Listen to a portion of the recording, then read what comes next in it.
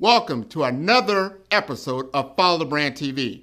I am your host, Grant McGaugh, CEO of 5-Star BDM, a 5-star personal brand and business development company. I want to take you on a journey through another deep dive into the world of personal branding and business development using compelling personal stories, business conversations, and tips to improve your brand.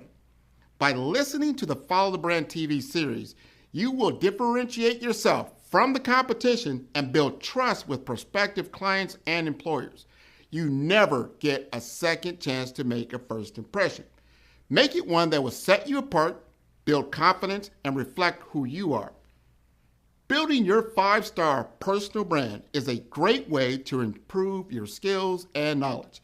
If you have any questions for me or any of my guests, please email me at grant.mcgaugh@5starbdm.com. Now, let's begin with our next episode on the Follow the Brand TV.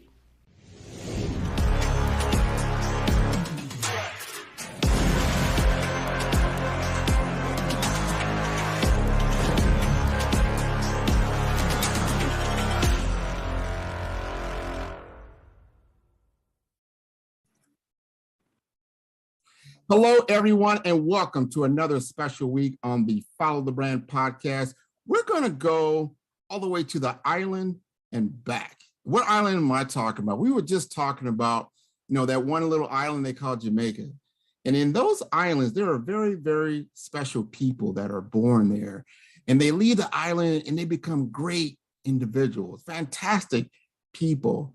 And one of those fantastic people are going to join us today on the Follow Brand podcast. And we're going to have a candid conversation about their journey, about what they can give back to the community, and how they can be truly successful in their life endeavor. So I want to go ahead and introduce you to Miss Daphne Jones and have her, let's going to just take a small walk down her life and see what she wants to share with us today. You want to introduce yourself, Daphne?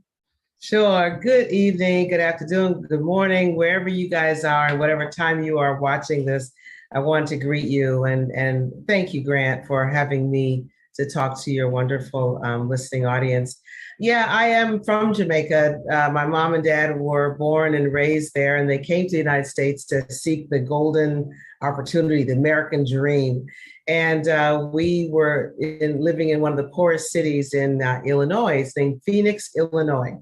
And we had a house that had 2 bedrooms, and it had 1 bathroom, and there were 7 of us that lived there.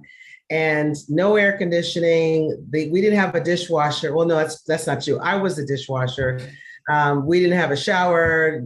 We didn't have a washing machine. My mom used to scrub on those scrub boards, and we take the clothes outside and hang them up on the line and hoist them up with a long stick so that they wouldn't drag the ground. So it was a very tough neighborhood. A lot of liquor stores, a lot of churches, but no grocery stores, no post office, et cetera. So very tough environment. But my mom was Jamaican, and she said, Daphne, you're not Black, you're British. Because Jamaicans were under the British rule at that time until about 1962. And so at that time, she wanted me to have the mindset of the Britons who invented a lot of things: polo, basketball, volleyball, all those sailing, all those things that came from the Brits. She said, I want you to think like that, be innovative, be creative. You're not Black, you're British. And so, but of course, she was the only one that told me that I wasn't Black. Other people called me the other words that Black people usually call. So I was very confused. But at one point, I was told that I should not go to college, that girls that look like me should become secretaries. And so I did that. I became a secretary for a magazine for about 3 months. And then I realized that I should not be a secretary. I should have a secretary. After all, I'm not Black, I'm British, right? And so I ended up going to college, got my bachelor's degree in 3 years. I got my master's degree in 1 year. And so even though my high school counselor told me, it'll never happen to you, you'll never make it through college, I was able to use him as an adjective, as somebody that I had to prove wrong. And I've found that I've used that type of motivation most of my life to get to where I got to. When people tell me I can't, I'm like, you want to watch me work? You want to watch me do that? And that became my motivation. So because of my mom, because of someone who told me that I couldn't, he put a limit and he put a label on me. I said, no, that is not going to happen to me. I ended up going to work for IBM right after college, and really haven't looked back since. And since then, I've retired about 3 years ago, and now I serve on corporate boards, and I'm an author, and I'm a CEO of a company that is helping the people serve on boards. And part of my job is to really to help help people do better than I did, faster than I did, and advance. I want to speak truth to power. And my goal is to also to empower those young girls, those young boys who need to be empowered, inspired. And if they're overlooked and undervalued, I want you to know I was too. And I want them to know that they can make it in this world if they choose to do that. So that's my story in a nutshell. I'm a grandmother, I'm a mother, I'm a pastor's wife, and I live in Miami and I live in New York. So that's my story. Well, I tell you, we're going to unpack a little bit of that story, because first of all, what I heard out of that was mindset, that your mother gave you a mindset, even though you were surrounded outwardly with certain outward conditions, the exterior conditions that were, it's depressed. It was a depressed situation, but yet she gave you the insight to see outside of that, gave you that, you say the Brit mindset, but that is just because you can use your abilities to create, think through it. You are from, of a different world in Jamaica, but you can start to see outside of that. And then I believe it gave you some confidence, confidence. Yeah. And then you just found that path forward. Go ahead. Yeah, I think when the counselor had my mind for a minute, and whoever has your mind has you. He had my mind for a moment. And then when you realize that if you get the right tool sets, so there's mindset, there's tool set, and then there's skill set. I started with a mindset that, to your point, has to be, it was trying to drive innovation, trying to think in excellent manner, to be different, to be great, to be amazing. And then getting the tools of education, getting the tools of my career allowed me to then have the skill set that enabled me to be sought after. They say you should get in where you fit in. No, don't get in where you can fit in, get in where you can stand out.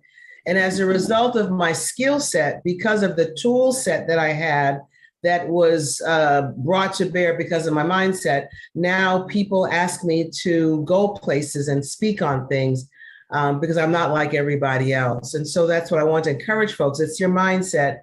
Use the tools that you have at your disposal, and they are there. And then you'll get the skill sets that you will never lose. Well, I tell you, I'm tuning into some passion right now. Now, you've been solving problems that were bigger than you. Those are big problems, those aren't Daphne problems. Those are societal problems. You took that on, like, okay, when that comes to my shore, when that comes to my beach and where I'm at, I'm going to step over that. Yeah. And you were very passionate about solving those problems with your skill sets. So tell us more about the passion that you have and how you're solving those problems with your skill sets and what you want to do going forward. Well, there's two skill sets that I'm using, and I have passion about two things. And I'll say one that is certainly the audience will certainly gravitate towards. I believe in using my platform, my experiences, my position, my senior vice president, former status, to speak truth to power. A lot of times there are individuals that are in CEO positions or COO positions or SVP, senior vice president positions that believe that the rules don't apply to them, or it doesn't matter what anybody thinks. What matters is what they think. And as a board member, I speak truth to power. I serve on boards and CEOs report to me. They report to the board members, right?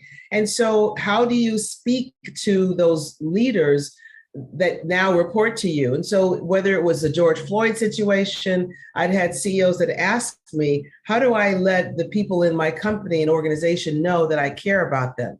And then I would speak truth to them. I would not let them off the hook and say, no, you're doing just fine. I would sit down with them for hours at a time and talk about that. So how do I speak truth to power so that they can know that it's not about the customer only, it's about the people that work for them. It's about the communities in which they live and work.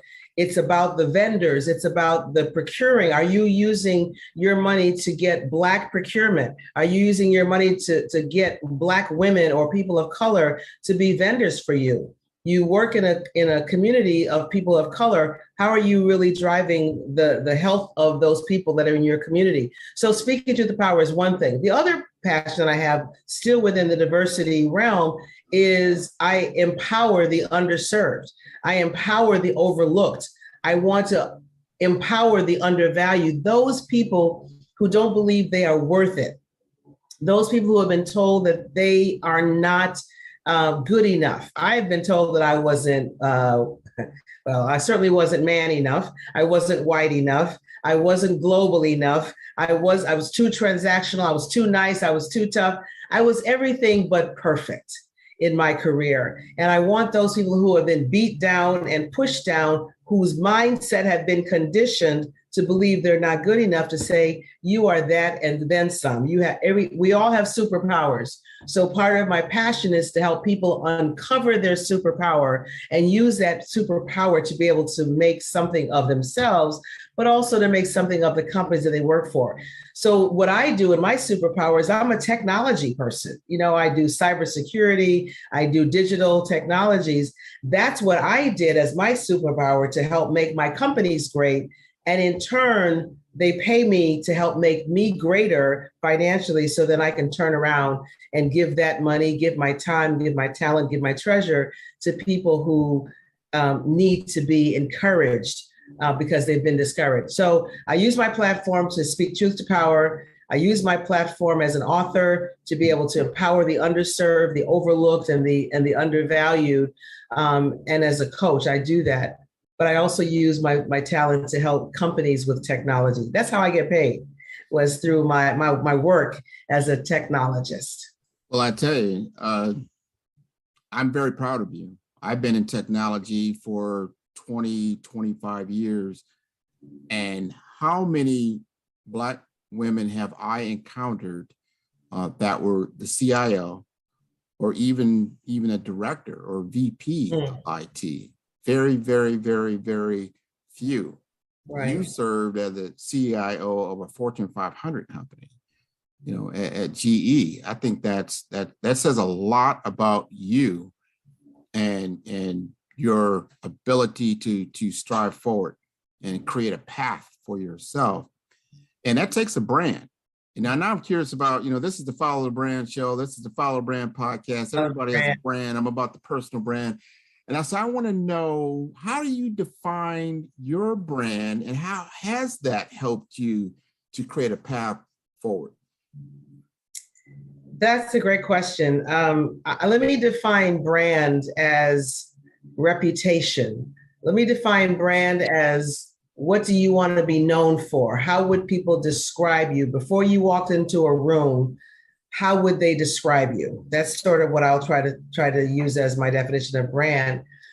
And the first thing is, I'm a head, heart, and gut leader, right?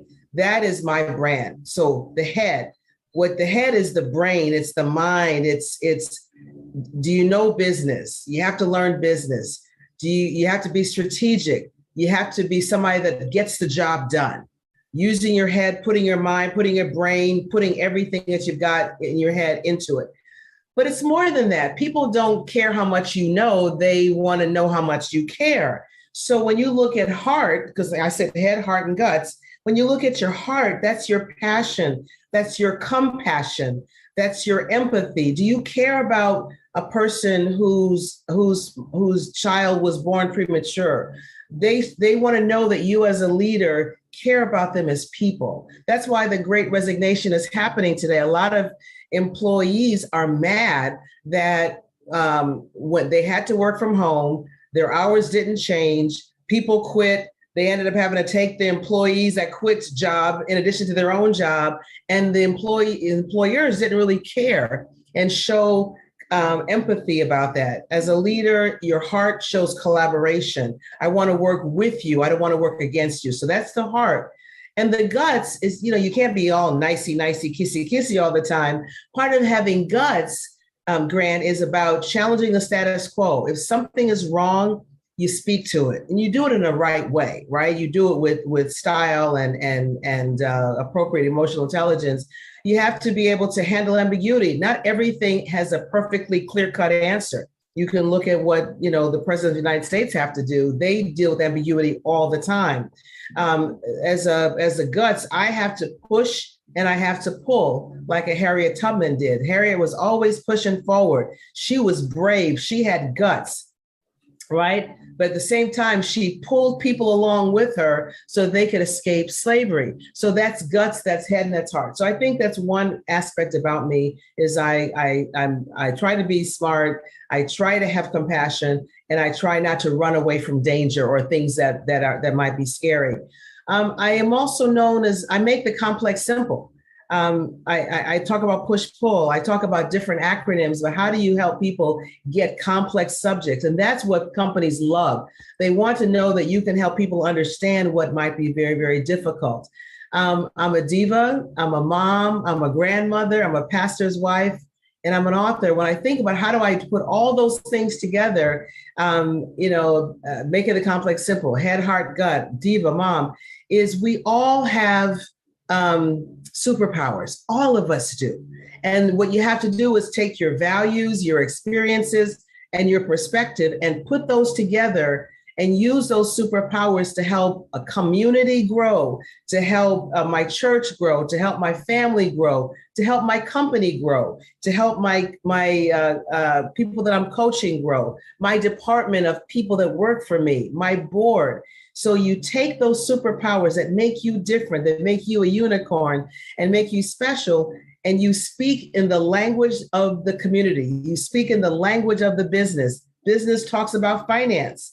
The community talks about jobs. Whatever that superpower is, you speak in the language of that community, and you have to align with them as well. So that's the two things that I always did, was make sure I understood the language of who I'm trying to influence, and that I was on their side, or that they understood that I was aligned with them.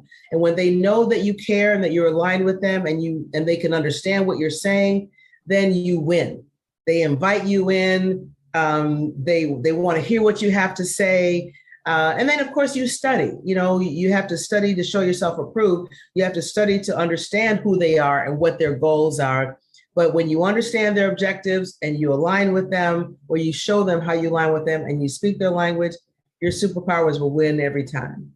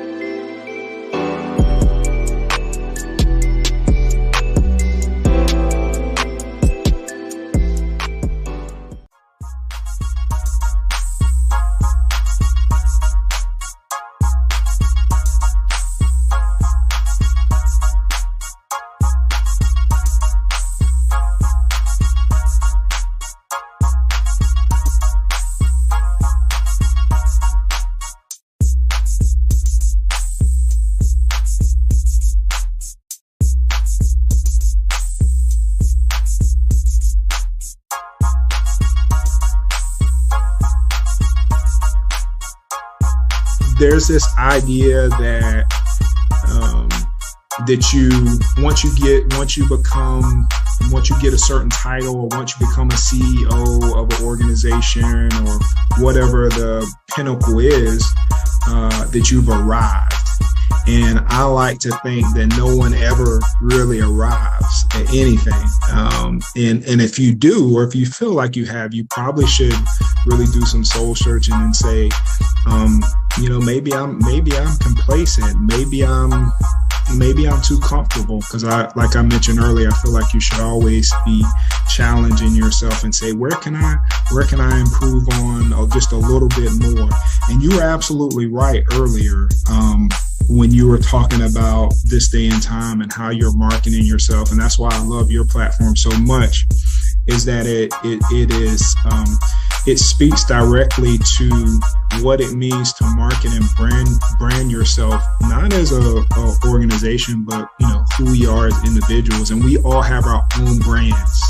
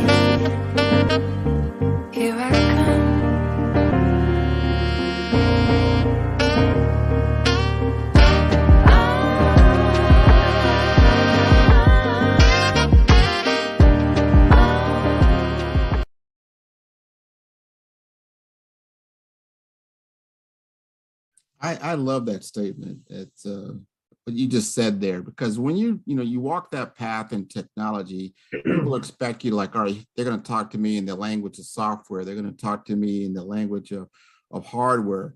But you step beyond that from I call the technical side of things, and you start getting to the managerial and the entrepreneurial, and those are different languages. They're different thought processes. And you're starting to exude that. So my question to you is this, a little bit off script, because I think you've answered some of the things I wanted to know as far as your belief system. But as you traversed your career and you start to go from that technical aspect of your career, and then you got into the managerial aspect, and then you got in, when I say that, I mean all the way from the director to VP to CIO, but then you got into that board world. And all those worlds took different skill sets, and then they were transitional, right? Because they operated differently. Help us understand how you had to change and grow as you went up those ladders. Excellent question. Very good question. It's like I have a 5-month-old grandchild here in the house, and when you think about yourself when you were young, at first you couldn't walk, then you saw other people walking and your bones got stronger, and then you learned how to walk. You couldn't talk, but then you heard other people talking to you, saying your name, and somehow you learned how to talk. So as you go through and traverse through your career, you're an analyst, a junior analyst. Then you see how analysts talk and what they do, how they dress, what books they read, what things they work on, how they make decisions. And the next thing you know, you're mirroring them. So I believe there's role models that you have that you may not know who they are, but you kind of follow them. That person's always getting promoted. That person's always in the company of the CEO. I wonder what they're doing. You find a way to know what other people are doing. And when it's time, you start to mimic that behavior. Just like kids mimic adults, you mimic the behavior of someone that looks like you and may do what you want them to do. And then after you do that, then you get mentors. Mentors are the people that when you're, let's say, walking down a dark road, there's a pothole, that mentor shines that flashlight and says, don't walk there, walk over there instead. So this is all learning, right? You're learning how to be that next level. And then you have people that are sponsors that instead of shining the light on the road, they shine the light on you. And they say, there's Daphne, look at Daphne. We got to give her an opportunity. But all the while you are learning, you are watching, and you are trying, and you're experimenting, right? And so you learn the job that you have in front of you, then you do it, and then you transform it and make it better. And as you make that job better, they will look at you and say, boy, she made that job 10 times better than she found it. Let's give her a chance to do the next bigger job. You're never always ready perfectly to do that next job because you haven't done it before. But you have the intellect, you got the head, you got the heart, you got the guts, you have the curiosity. You stay up late and read and study and ask questions of your mentor. You ask questions of your role model, whatever. And then you find that you can run in that job, but you can't do it perfectly. That's when you learn the job again. You do it, and then you transform it. And then you then get the next job after that. So it's always learn, do, transform. And you never stop learning. So when I became a board member, I didn't know how to be a board member. I had never done one before. And I had rarely seen one in person. Or I might have seen them, but didn't sit in a board meeting. So I didn't know what they did. But they felt I had enough intellectual curiosity, that I had talked to the right people, I talked the right way, and then you get it. And then you make some mistakes because you're learning how to be a board member. And then now I am doing the role of a board member. And now my next job is to transform the role of board members as I am teaching them about cybersecurity. A lot of boards don't know about technology, right? Yep. Right. And so one of the things that we have to do as board members in IT, you and I are in IT, how do we teach the board that cyber is not an IT issue, it's an enterprise risk issue? So now I'm transforming my board to be even better as a board. That's how you do it. That is, I couldn't have said it better for certain. I definitely couldn't have said it better. And I like how you said the transformation part of it, as that you don't just get in the job and do the job, well, you transform the position. And that definitely gets you noticed. That is wonderful. And I'm sure you have done that. And now you're in this board world and you're giving back. And here's the question, because now you're saying, you can look back now and you say, well, what if you had that what do they call that? The hot tub time machine, right? If you could go back in time.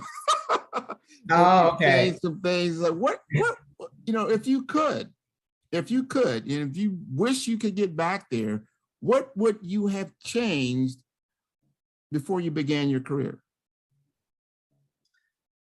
I'll go back to the part of what I was told. I was told that I wasn't good enough to go to college. So I would go back and say, don't listen to people that put limits and labels on me. Mm-hmm. Because there's something that a really smart guy taught me once. His name is Chaz Hartwig. I love Chaz.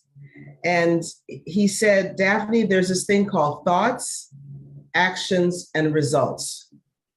How you think will determine what you do. And whatever you do will create results, outcomes. So if you think that you can drive your car 100 miles on 50 miles worth of gas, then you'll try to do that. And then what'll happen is you'll run out of gas.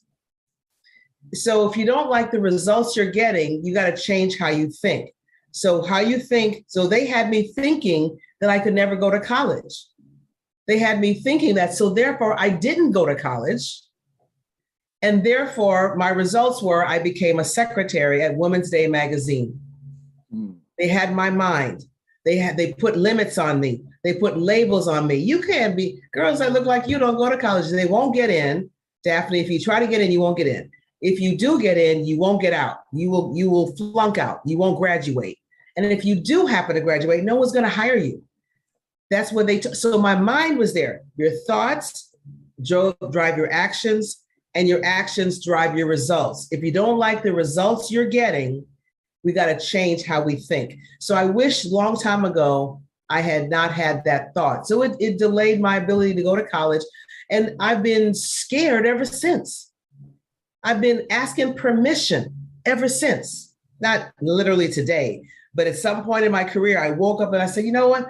I'm a bad girl. I know that I have superpowers, and I'm not going to ask permission anymore. They're not going to get my mind anymore. And that's the secret to me, is don't let them get your mind. Don't hurt them, Hammer. Don't let them get your mind.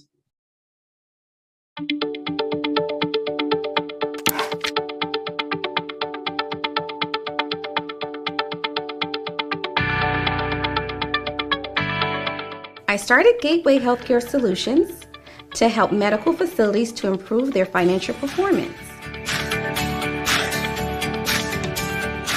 GHS has a healthcare denial prevention strategist practice designed to improve healthcare financial services, offering denial management and business development with a strategic approach of mechanisms for hospitals, clinics, and providers on how to maximize payer contractual agreements.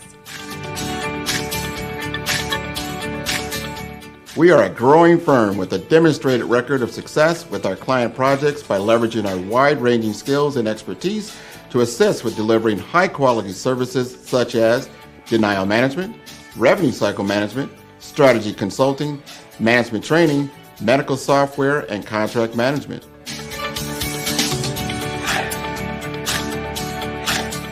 Our approach offers an analysis of your current state coupled with a proven solution and execute with a process improvement strategy and implementation methodology for our clients.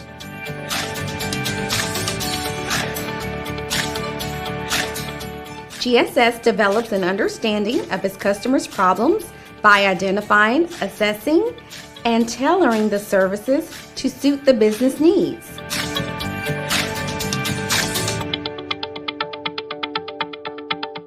Selecting the right healthcare solutions advisor can bring you the management services you need and peace of mind you deserve. Call us today for a free consultation.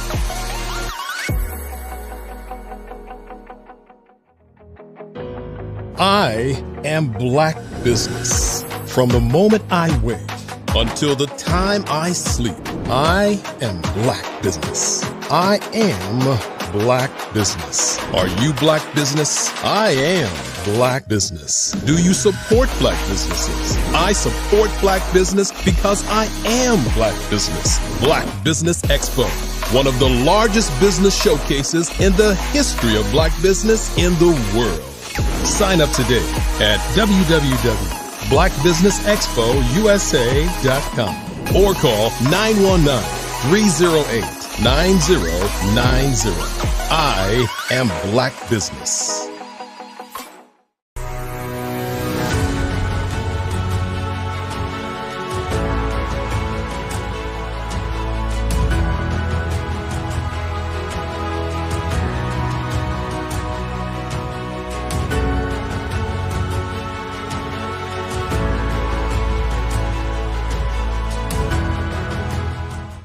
Black Business Expo's mission is to raise funds for high school seniors going to college or K through 12 entrepreneurs.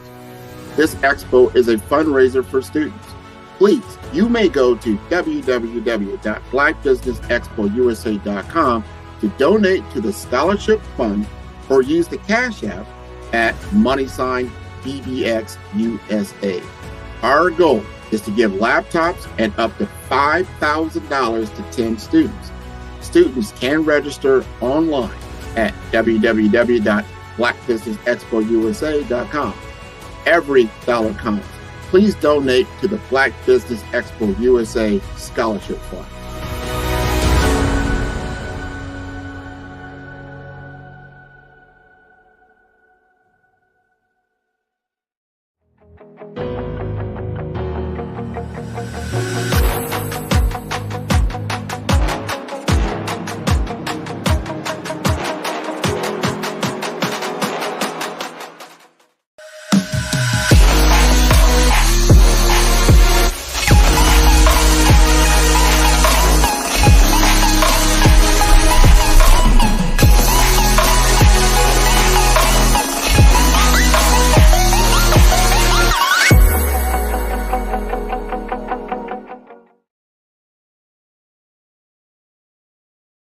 I'm telling you, when you just said that, I heard your mom. Your mom has been telling you from the beginning. Yeah, it's true. She's been telling you to think outside this box. You are not this box. They got inside, you know, they put you in the box, you stay there for a minute, but then you got out. You got out, and you're hearing that over and over again, but you believe, and then you start getting that momentum. Yeah, right? And then positive reinforcement. There's a thing I do, and I just want you guys to think about this exercise. When I'm sometimes speaking, especially to young kids, you know, parents and those aren't necessarily motivated by this exercise, but I'll take like a $50 bill. So pretend this is $50 bill right here. It's not, and I would say, who wants this $50 bill? All the kids' hands go up. I want it, because it's real money. So then I will crumble it in my hand like this. And I will say, who wants it now? And they still, I want it. And then I throw it on the ground, Grant, and I'll say, who wants it now? And I'm looking at it. And they say, me. And then I step on it with my foot and I crush it into the ground. I say, who wants it now? They say, me. So I pick it up and I'm like, why do you want this old crushed up, dirty, because it still has value, Miss Jones. So the point is, no matter what they say to you, no matter what they do to you, when they throw you on the ground, when they step on you, when they try to throw you away, you still have value. I can't even, did you hear the applause? I applaud you. People have to know. My mama told me that, and I want everybody to know that. And they will try to get you to think that you don't. They'll throw you on the ground. They'll even put you in a garbage can. You better climb your way out that garbage can, because your value will not be realized by the world until you give yourself to the world. I 100% agree with that, because everyone has special talent. You are special. Somebody told me that, look at a blade of grass. A blade of grass, one blade of grass is completely different from every other single blade of grass. Yeah.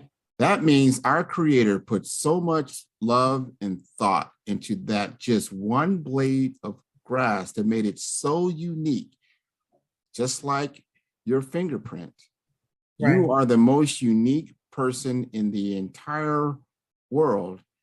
And I believe that our Creator wants us to be all that we can be, because we are all unique. We are all special. We all have these powers. And I love your analogy about that $50 bill.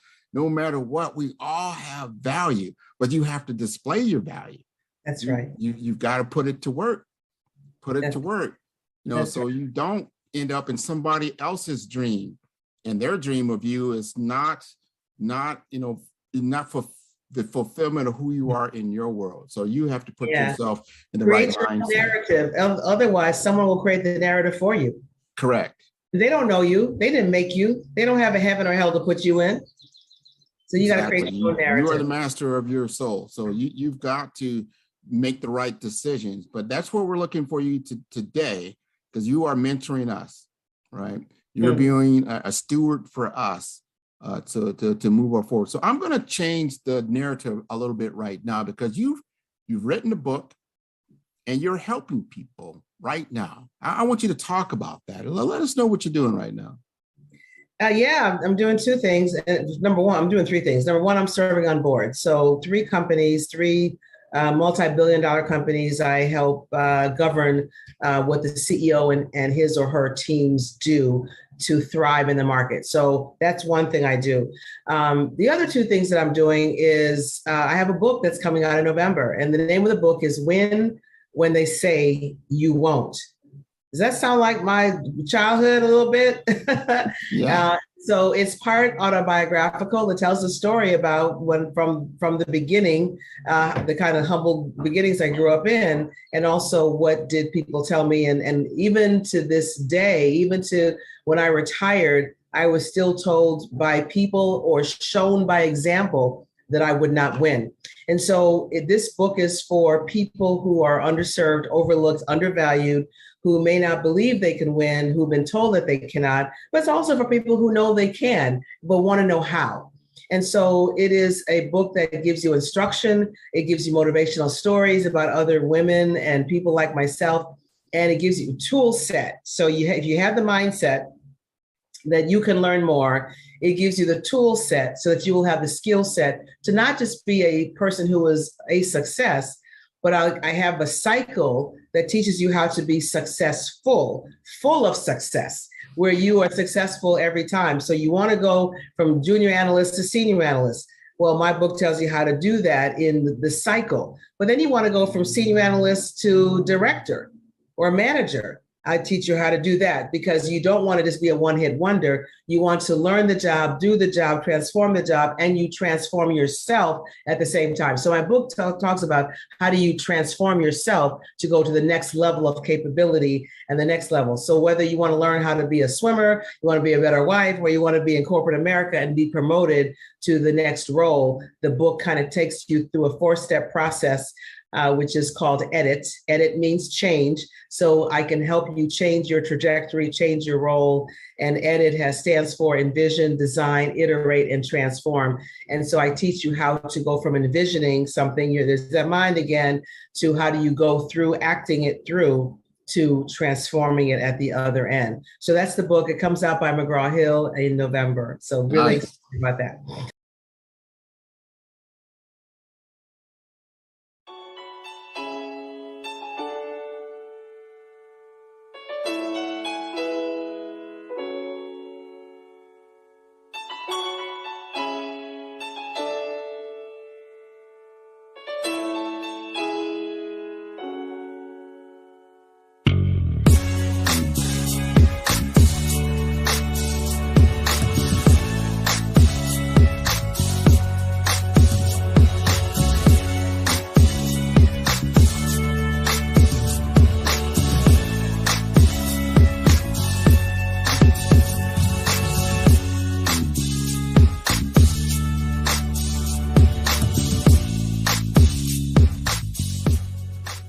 Know your worth and your value, right? And take pride in that, everything that you are is valuable, no matter what you may be presented with, no matter what the outside world may try and tell you. Know your worth and your value, right? And there's pride in the color of your skin, your culture, your hair, everything about you, and take pride in that and walk in that. Because I think the biggest thing when we start to shift the way we see ourselves and project that out, it just starts to change the way you see things that are happening in front of you.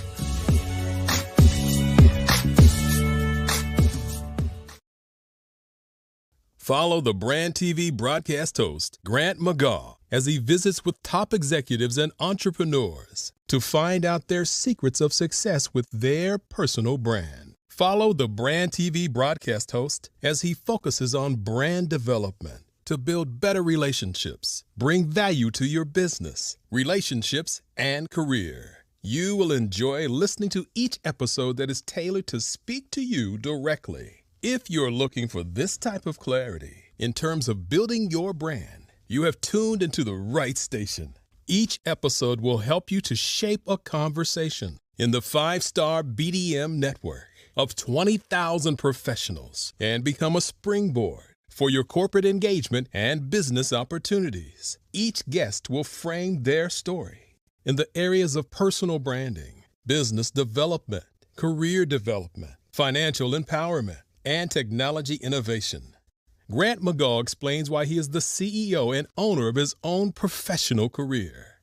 Grant is an accomplished business leader and entrepreneur who wants to give back to individuals to grow their personal brand strategy. Tune in as he weaves his story about new possibilities, while to you exceed expectations. If you love storytelling, this show will make for fun.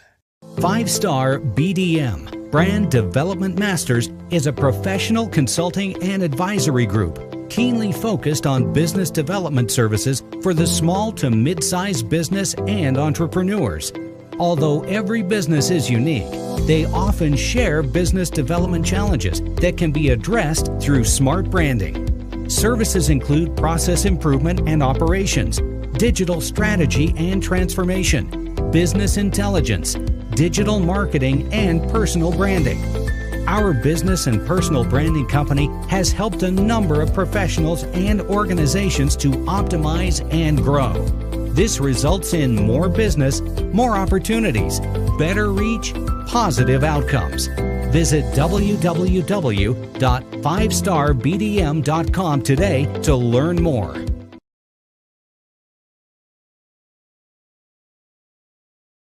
Another thing I'm doing is I'm teaching people, leaders who are senior vice presidents, VPs, high-level executives.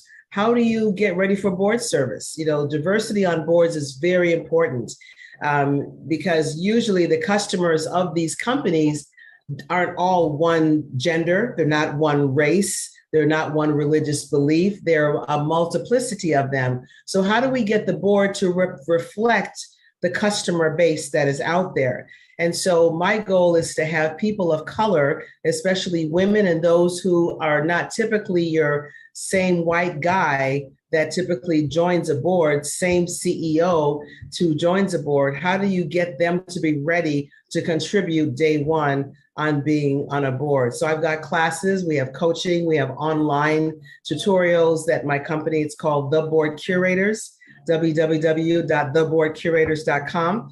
And we're teaching people how to get ready to serve on boards. And again, it's the boards that CEOs report to. So it's one of the most important sought after roles that a person can play. And you do get paid to do that as well. And so that's what I'm up to. Plus, I'm a grandmother of a 5-month-old and a 1-year-old. Beautiful. That's beautiful. So they get some on-the-job training right away. I'm going to ask you one more question. Then I'm going to let you go. And that question is the challenge. And the challenge being, serving on the board or even giving the opportunity to serve on the board. What is that process like? So you could be a CEO. I know of CEOs that are right now CEOs of major hospitals. They're CEOs, right? And I would figure they're eyeballing now, how do I get on the board? Maybe I do get on the board, but then that process looks like, because I look at a lot of different leadership teams throughout the United States. And I do see, no matter, it is what it is. You usually see 5 white guys and maybe, 1 white woman, and then 1 woman that's probably of color, maybe somebody that's African-American, but not usually. I mean, it's kind of daunting. So you're like, how do I, even if I do get on this board, am I going to be comfortable on this board? What, is this something I really, really want to do or I don't want to do? Help us understand the importance of being on that board and how do we get comfortable being there? Yeah, there's 2 things that to me happen. There's a bottoms up approach. My book gets into the bottoms up approach. You don't have to wait for somebody to dub you some important position. You can take matters in your own hands, define your own success, and work your way up. But there's also top down. Okay, so that's how you develop people. Being on a board means that you get to ask the questions about the slate. So a senior vice president, a manager's job just opened up. Can you tell me, are you having a diverse slate? That's the question that I will ask as a board member. So having a person of color, having a diverse person on a board then allows the management team to be diverse. Because if I see that everybody on the CEO's team looks only like, and this could be, the CEO could be an African-American. Everybody on the team shouldn't be African-American either. So if everybody on that CEO's team or her CEO, the CEO's team is a woman, looks like her, that is out of order. So you can ask the question, are there not anybody that is of color or that is a gender or whatever that could be the head of manufacturing or that could be the head of sales? So my job is to drive diversity into the company, as well as excellence in how they operate their finances, how they manage risk, how they hire people, how they drive great quality products. My job is to ask questions about a lot of things, including their teams and how are they making sure that they have a diverse slate. And so you have to do that. That's your job, in addition to making sure that the finances are right and the controls are good and they're not taking too many risks and they're acquiring the right kind of company. You do all that stuff too, but you got to make sure that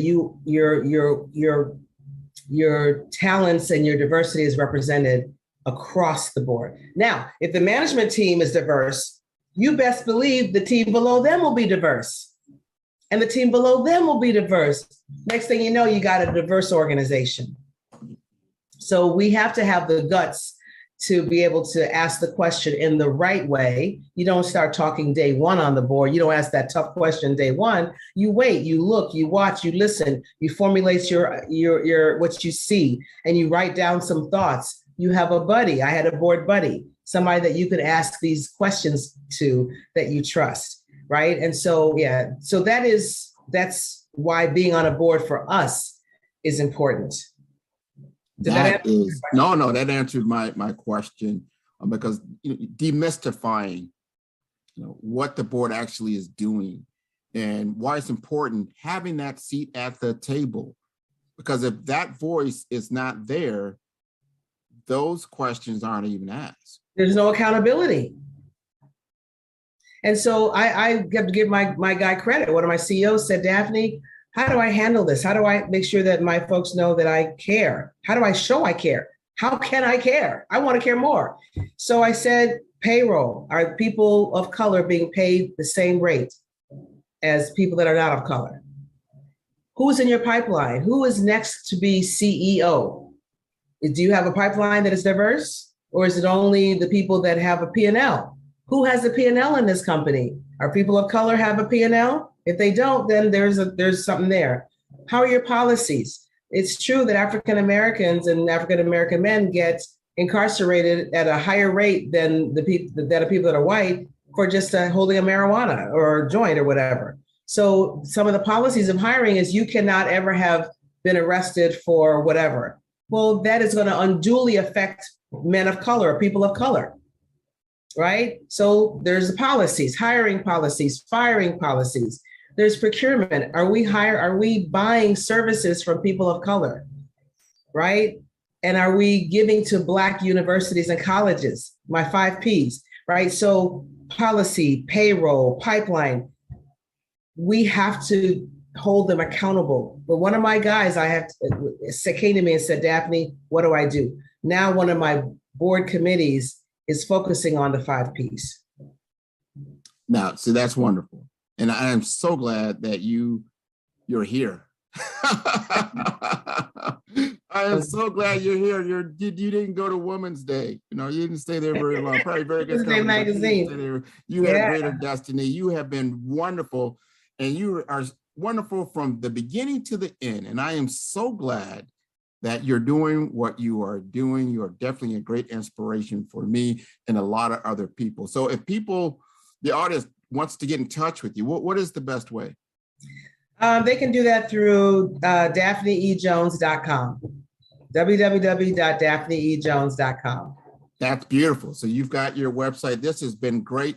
Thank Yeah. you. Thank you for taking the Thank time. you. You all to be are a wonderful. guest. God bless you guys, and learn your job, do your job, and transform your job, and you will always be a winner. Sage advice is one of the things I love saying. We have sage guests that always come on Follow the Brand. You're definitely one of them. And everyone can tune into all the episodes on the Follow the Brand podcast at www.5starbdm. And that is B for brand, D for development, M for masters.com. Thank you very much, Daphne. You take care. Bye-bye.